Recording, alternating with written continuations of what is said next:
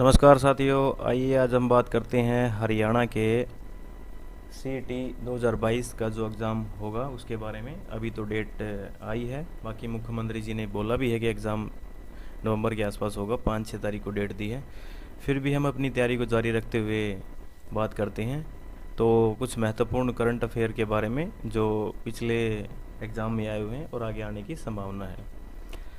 संभावित हरियाणा CET लिखित परीक्षा करंट अफेयर के प्रश्नों के बारे में जानकारी दी जा रही है। तो एक क्वेश्चन के अंदर बहुत सारी डिटेल एक्सप्लेनेशन आपको यहाँ पर देखने को मिलेंगी।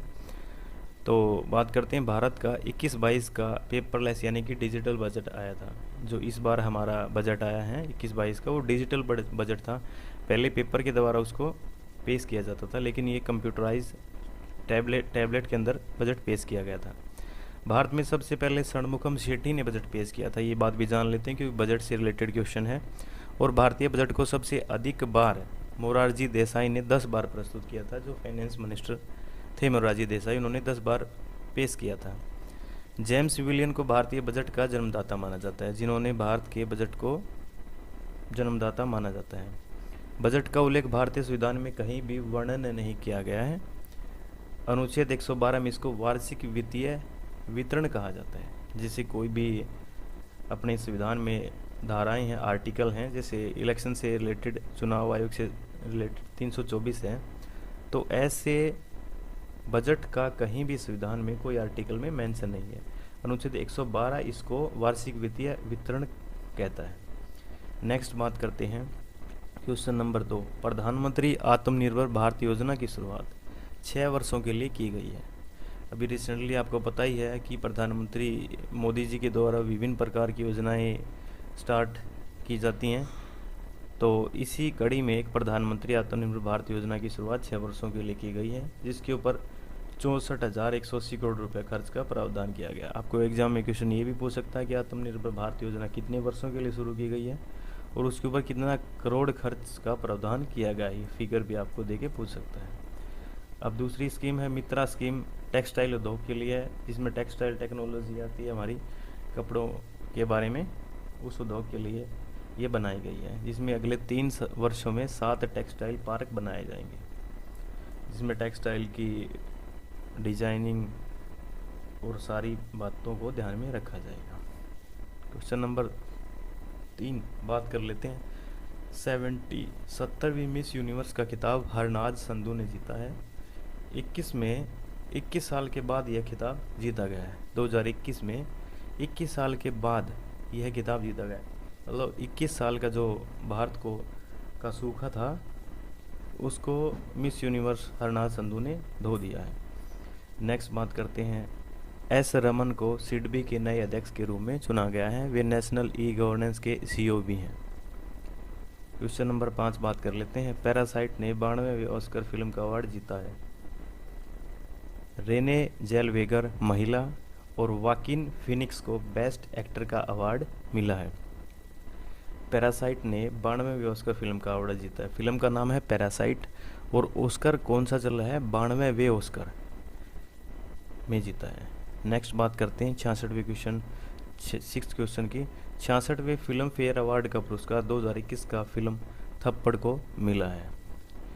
7th क्वेश्चन की बात करते हैं। तीसरा राष्ट्रीय जल पुरस्कार के रूप में उत्तर प्रदेश को प्रथम स्थान हासिल हुआ है। राष्ट्रीय जल पुरस्कार जो नेशनल वाटर जो पुरस्कार है, वहीं केंद्रीय मंत्री की बात की जाए तो गजेंद्र सिंह शेखावत अपने जल शक्ति मंत्री हैं। अब पुरस्कार जल के बारे में था तो उत्तर प्रदेश को मिला है, और वहीं हमने मंत्री महोदय को भी ध्यान में रखना कि जल शक्ति मंत्री कौन है।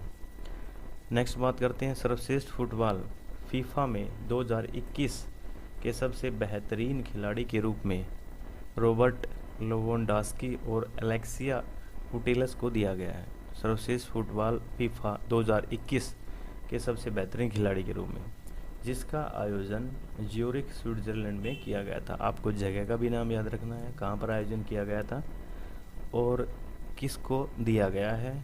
और जो फीफा जो अवार्ड होता है वो फुटबॉल से रिलेटेड होता है। नेक्स्ट बात करते हैं 9th क्वेश्चन की।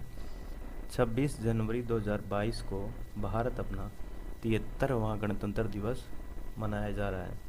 और इस वर्ष को साथ ही भारत का आज़ादी का अमृत महोत्सव के रूप में भी मना रहे हैं। नेक्स्ट बात करते हैं ऑस्ट्रेलियन ओपन टेनिस पुरुष एकल राफेल नडाल और महिला के रूप में एशले बार्टी को दिया गया है।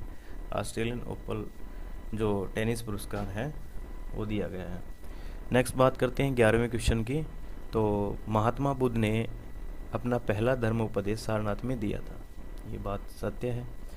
अब महात्मा बुद्ध से रिलेटेड कुछ उनके उपदेश और चीज़ों के बारे में नीचे डिटेल एक्सप्लेनेशन में हम देख लेते हैं पूरा का पूरा। तो महात्मा बुद्ध ने अपना पहला धर्मोपदेश सारनाथ में दिया था, जिसे बौद्ध धर्म में धर्म चक्र परिवर्तन कहा जाता है। बुद्ध ने अपने उपदेश जन साधारण की भाषा पाली में दिया था। वहीं प्राचीन भारत में शिक्षा की बात की जाए तो मठों में दी जाती थी और उस स्थान को बौद्ध मठ कहा जाता था। अब बात की जाए त्रिपिटक बौद्ध धर्म का पवित्र ग्रंथ है, जिसमें भगवान बुद्ध के उपदेश संग्रहित हैं। और वहीं प्रथम बौद्ध समिति 487 ईस्वी में राजगृह में हुई थी, जिसकी अध्यक्षता महाकश्यप ने की थी। अब तक 4 बौद्ध समितियां का आयोजन हो चुका है और महात्मा बुद्ध को लाइट ऑफ एशिया के नाम से भी जाना जाता था। नेक्स्ट बात की जाए 12वें क्वेश्चन की। तो अशोक का स्तंभ मूल रूप से हरियाणा के अंबाला जिले में 273 और 236 ईसा पूर्व के समय में स्थापित किया गया था। अशोक के स्तंभ की बात की जा रही है और अशोक स्तंभ की लिपि ब्राह्मी है। सम्राट अशोक मौर्य राजवंश से थे। अशोक अपने राज्याभिषेक से पहले उज्जैन का राज्यपाल था। इससे पहले राजवंश मतलब गद्दी पे बैठने से पहले उज्जैन के राज्यपाल के रूप में भी थे ये अशोक। कुछ अभिलेखों में उसको अशोक वर्धन के नाम से भी जाना जाता, तो हमें ये भी ध्यान में रखना कि कुछ अभिलेख उसको अशोक वर्धन के नाम से भी जानते हैं। वहीं बात की जाए तो अशोक के पिता का नाम बिंदुसार और माता का नाम सुभद्रांगी था। अशोक के दादा का नाम चंद्रगुप्त मौर्य था, जो मौर्य वंश के संस्थापक थे। अब इतिहास में 261 ईस्वी पूर्व में अशोक ने कलिंग पर आक्रमण किया था और उसको जीता था।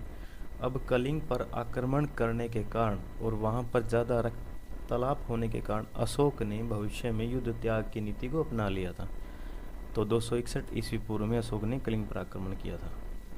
नेक्स्ट बात की जाए अशोक की तरह नेक्स्ट 13वें क्वेश्चन की, तो हर्षवर्धन के बारे में जानेंगे। इसके अंदर हर्षवर्धन पुष्यभूति वंश से था, जिसने वर्ष 606 से 647 ईस्वी तक शासन किया था।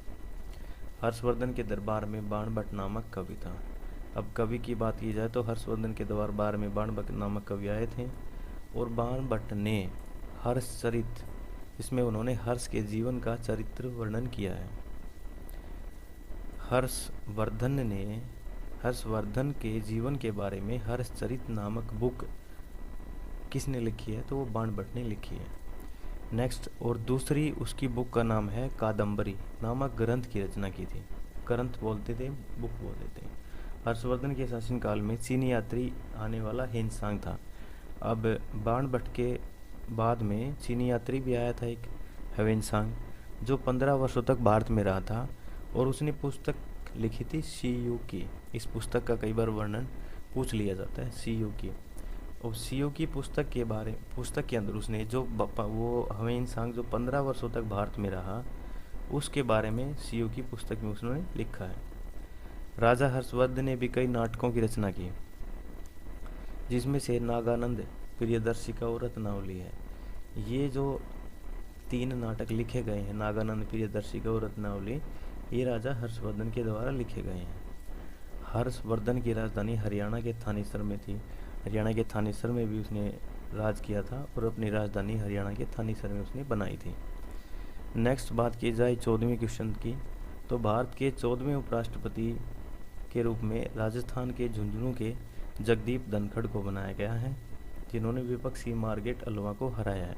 ये रिसेंट का करंट अफेयर का क्वेश्चन है। एक 14वें उपराष्ट्रपति के रूप में जगदीप धनखड़ को बनाया गया। ये बीजेपी से थे और धनखड़ जी अपने उपराष्ट्रपति बनने से पहले ये पश्चिम बंगाल के राज्यपाल भी रह चुके हैं। विपक्ष की कांग्रेस की मार्गरेट अल्वा को इन्होंने हराकर ये जीत हासिल की है और भारत के 14वें उपराष्ट्रपति के रूप में नामित इनको किया गया है। नेक्स्ट क्वेश्चन की बात की जाए 15वें की, देश की पहली महिला आदिवासी के राष्ट्रपति द्रौपदी मुर्मू को बनाया गया है। ये देश की पहली महिला आदिवासी राष्ट्रपति हैं द्रौपदी मुर्मू, जिनको भारत का राष्ट्रपति बनाया गया है। तो ये थे आज के 15 क्वेश्चन। आपको कैसे लगे? अगर आप हमारे चैनल पर नए हो तो चैनल को सब्सक्राइब करें, वीडियो को लाइक और शेयर ज़रूर करें। जल्द हाजिर होते हैं कुछ अपडेट के साथ, तब तक के लिए धन्यवाद।